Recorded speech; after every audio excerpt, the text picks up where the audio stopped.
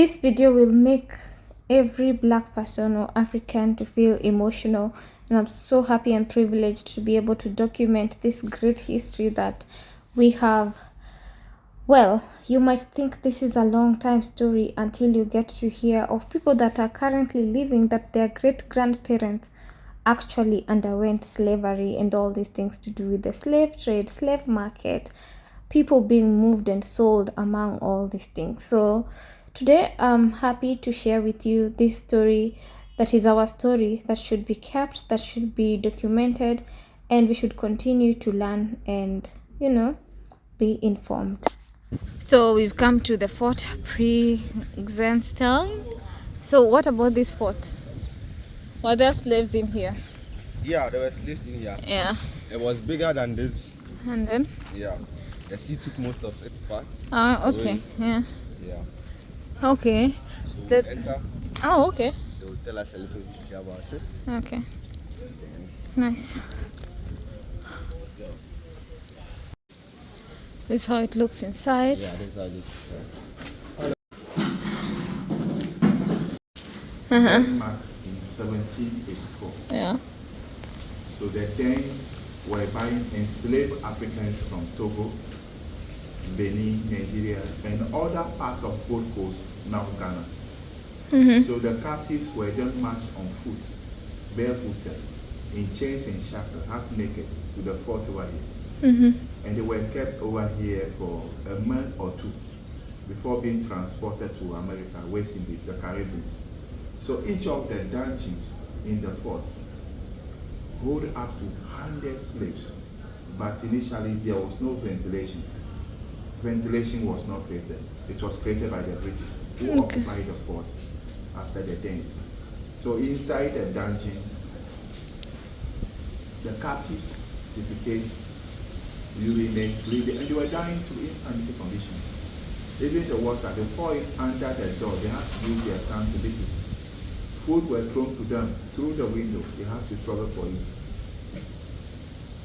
And finally, when they are about to be transported out of the fort, they use red hot iron with the name of the company on it. We have the initial of the company to burn marks at the various part of their body for identification. And the trade by then was so persuasive that even the smallest community, they have to go on a war path in order to secure slaves, to get arms, to defend themselves when attacked. And unfortunate one find their way to slave market that we have, Atoko. So the Atoko slave market is just like how Asim Manso, Salaga, Sandeman, Bono Manso, Pikro, the Krachi slave market is. So the slaves were put on display and they were sold to the highest bidders. And then Samori, Babatus in the north, raiding, kidnapping, and all those slaves were channeled through the Krachi route. That's the northern side of Bota, all the way down here. So when the slaves arrived, the captives, when they arrived over here, they were sorted, weighed, branded. And then they opened their mouth to estimate their age by the state of their teeth. They count the teeth of the slave. When it's up to 32, they know they're fully grown adults. Children and younger slaves were counted as quarter, half to 10 pieces of cargo, depending upon the estimated commercial value. So they can make 3 children, price of 1 adult slave. So this is the female section of the fort. And this is the ocean block where we are. This is the ocean block. This is where they buy them, selected them, and physically examined them before they were finally transported out of the fort. And those days too, there was no buildings surrounding the fort. All these buildings came after they abolished slave trade. They abolished slave trade in 1807. But illegal trafficking goes on up to 1834. That was then the Wilberforce, Granville Sharp, Thomas Clarkson petition British Parliament. So Emancipation Act was passed. And the British sent their slave to Sierra Leone. That's what they named the capital Freetown, because of the free slave.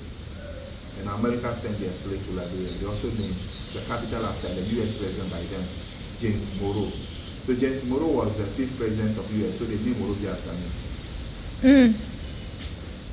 So this is the last fort in Ghana to Togo. And the last one in the western side to Ivory Coast, that Fort Apollonia in Benin. So from Qatar to Benin. Elmina Castle is the oldest and then the biggest in Sub-Saharan Africa. It was put up in the year 1482. Where is it? Elmina, in Cape Western Coast. Cape. Oh, okay. And you also have a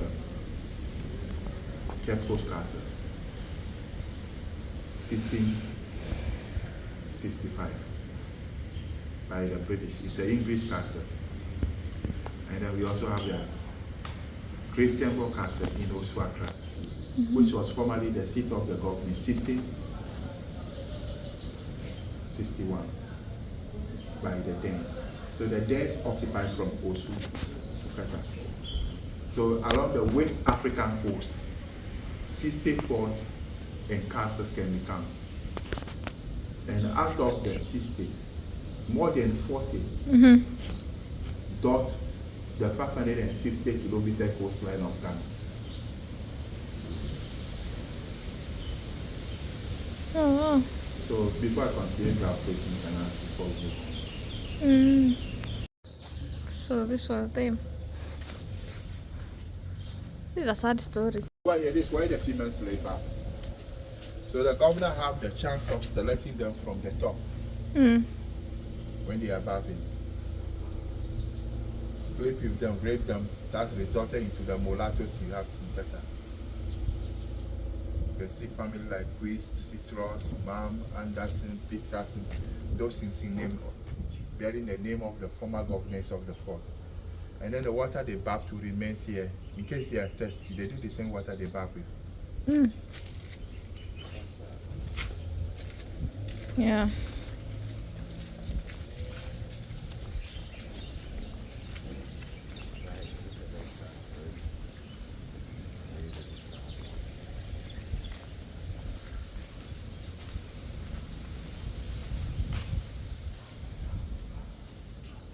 So over here, this was the fort before the sea destroying part of it. You know, slave trade was a trade by barter. They were using brandy, whiskey, mirror, gunpowder in exchange for slaves. And later on, they started using cowrie shells.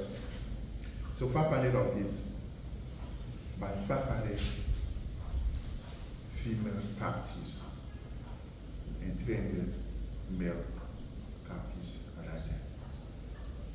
The female were more expensive. That's because over there they produce, they give birth, and they sell to other plantations. And our money derived the name from this one called CD or CDI. This is the CD.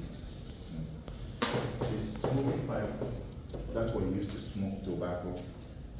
And the gun they used to capture the slaves, the stool taken from our chief, because they say no, they will not allow them to put up the fort.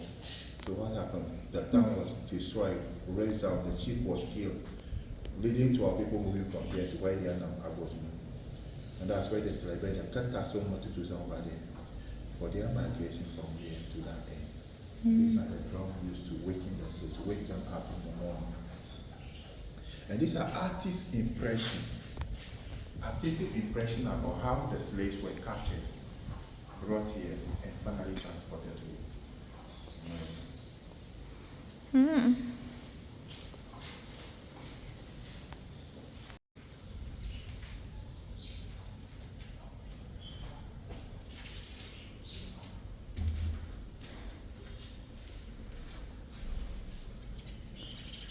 Sometimes I want to think slavery was not a true story, but it's because of how sad it is.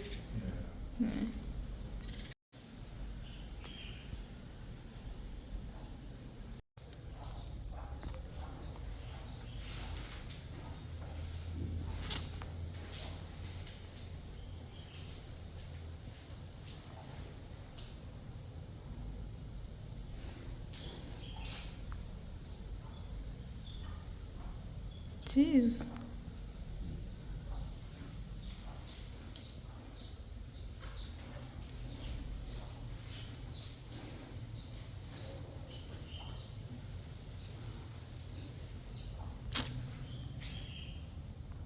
all the way down. So they burn marks at the various part of their body. They were taken down to be arranged. So this is how they arrange them. In the lower deck of the ship, they beat them. They use horse and dog to chase and kidnap slaves. The weak, sick, or dead ones were thrown overboard. And then they put this around their neck to prevent them from escaping, put on the marks so that people cannot easily identify them. And then inside the dungeon over here, they miss the tribes so that they will not communicate to plan to escape from them. This is a spine of a blue whale.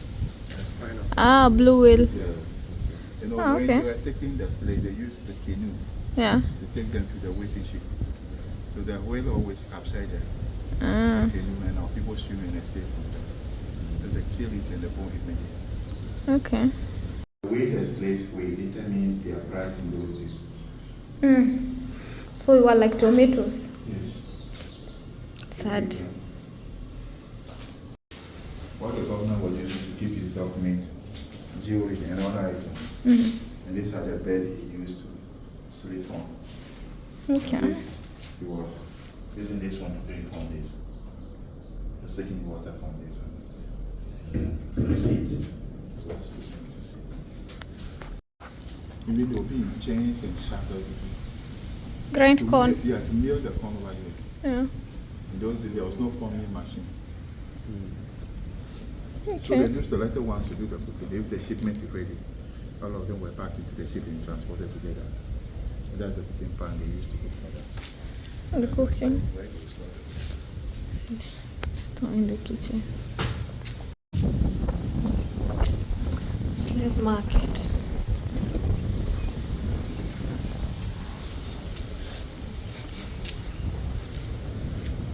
Male slave dungeon. So some of them were chained right here. They Yeah. secure the slave by two. They will chain one right leg to another left leg. So they use their fingers to scratch both the wall and the floor. They wanted to dig into the building and escape from them. Those are the chains. And this is what they used to carry the dead one, the hat used by the slave masters. The key that they used to unlock the shackles. So the captives were then passed on. They were sent to North America, Central America, West Indies, and South America. To work for them in tobacco, coffee, cotton, sugar, mining, rice, plantation. So between 1650 and 1860, approximately 10 to 50 million enslaved people were transported from Western Africa to America. Most of them were shipped to West Indies, Central America, and South America. So this is one of the times.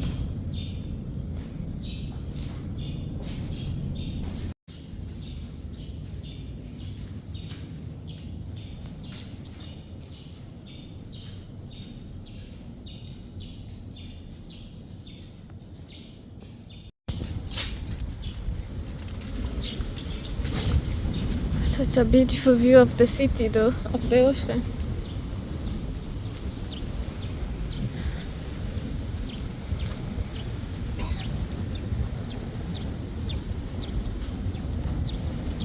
The material they use oil plastics.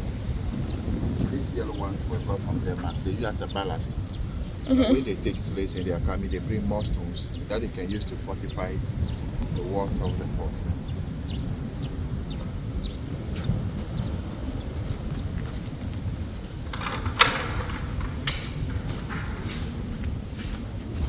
This is one of the dungeons.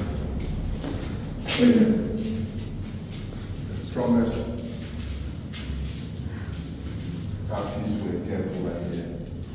Transported. So they stayed here in this condition for a month or two. And they die. Yes, that's the condition of their life in the dungeon.